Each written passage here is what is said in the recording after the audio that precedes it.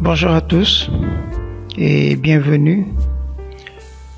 Aujourd'hui, nous allons voir comment implanter un bâtiment à travers un nouveau module qu'on a nommé technologie du bâtiment.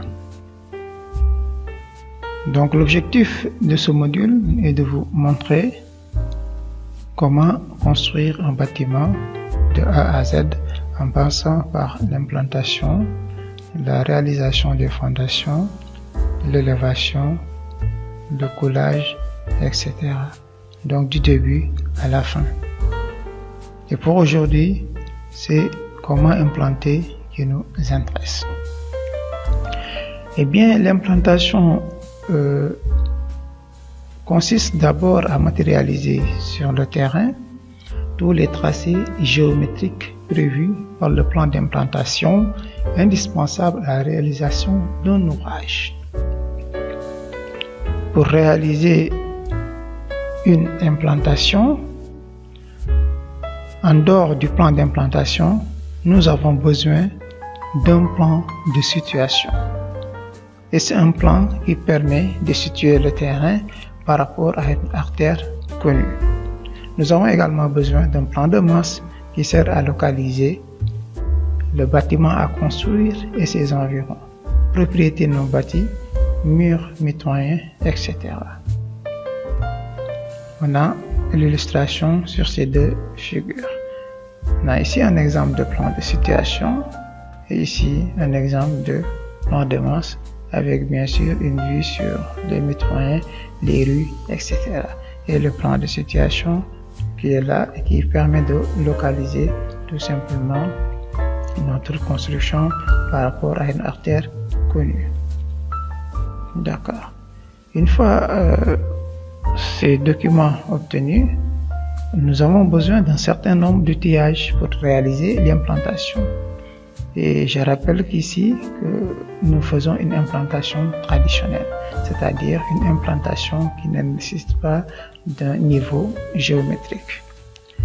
Et pour les outils dont nous aurons besoin, c'est tout simplement des piquets, des cordeaux bien sûr, mais également un décamètre. Il faut au minimum ces outils pour réaliser une implantation traditionnelle. Et nous avons également besoin d'un certain nombre de matériaux, à savoir du ciment, des clous, des bombes de traçage, mais également des planches. Si on a les outils, les matériaux, on peut passer maintenant à débuter l'implantation. Et pour faire l'implantation d'abord, on doit faire l'étude du plan d'implantation qui va consister à définir les positions des axes, mais ensuite nous devons déterminer l'emplacement des chaises d'implantation. Ces opérations faites, on peut passer à la confection des chaises d'implantation.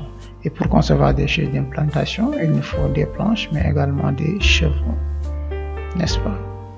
Et si on a les chaises d'implantation, on peut commencer à placer notre premier piquet d'implantation sur l'un des angles de la construction, comme le témoigne le schéma que vous voyez.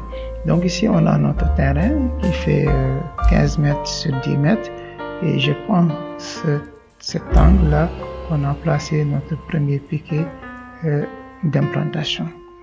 Une fois le premier piquet positionné, on peut également placer à partir du précédent, placer un deuxième piquet à une distance de 15 mètres du premier dans l'axe qu'on aura choisi par rapport à notre terrain, bien sûr. Je rappelle qu'on a un terrain de 15 mètres sur 10 mètres, n'est-ce pas?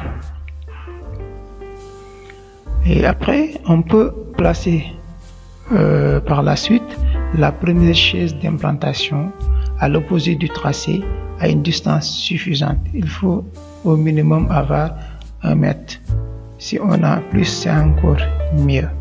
Si la distance est disponible, bien sûr. Par la suite, la seconde chaise d'implantation à l'opposé du tracé à une distance suffisante pour le second piquet. Donc on place également la seconde chaise d'implantation pour le second piquet. Et une fois les chaises d'implantation placée, comme le témoigne la figure, on doit faire tendre un cordeau entre les deux chaises d'implantation. Ok, et le cordeau va passer par l'axe des piquets, comme vous le voyez à l'écran.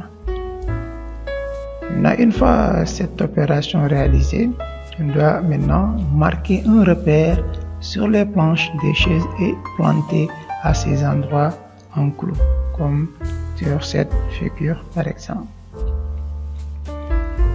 Ensuite, nous devons maintenant former un angle droit. Mais pour former un angle droit, il faut utiliser la méthode des multiples de 3, 4, 5.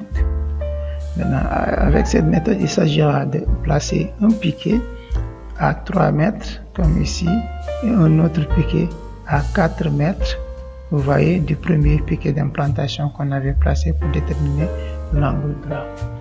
Si on place ici à 3 mètres et l'autre à 4 mètres, ça veut dire que la troisième dimension doit être à 5 mètres, doit avoir une longueur de 5 mètres, d'où la règle 3, 4, 5.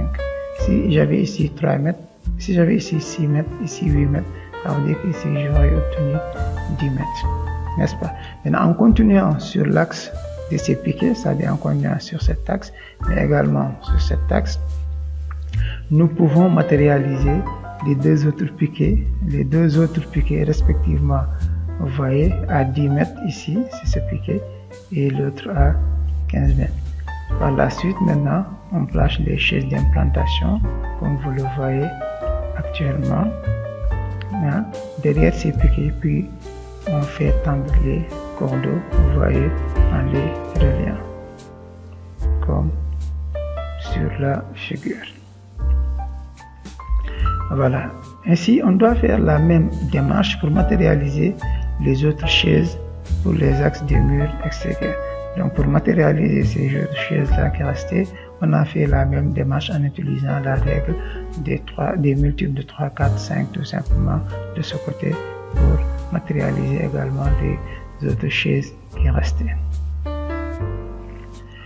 Maintenant, pour nous rassurer que notre implantation c'est correctement faite, il suffit de relier maintenant les diagonales, hein, et vérifier si on a les mêmes distances.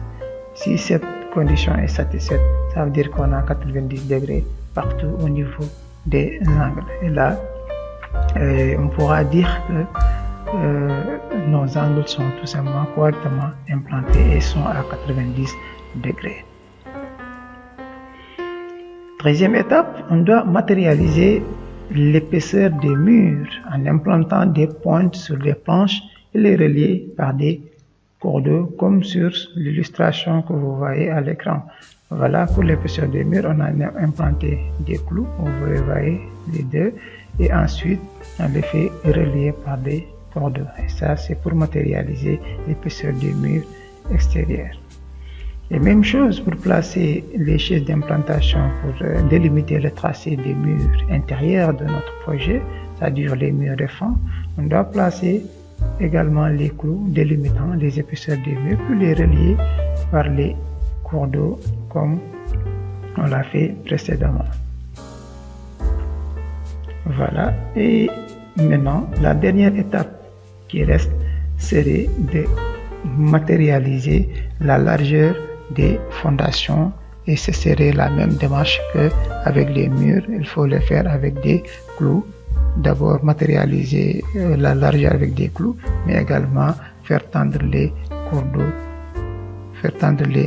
Une fois que cette opération est réalisée, on peut maintenant matérialiser tous ces tracés maintenant sur le sol de notre construction et démarrer tout simplement nos fouilles.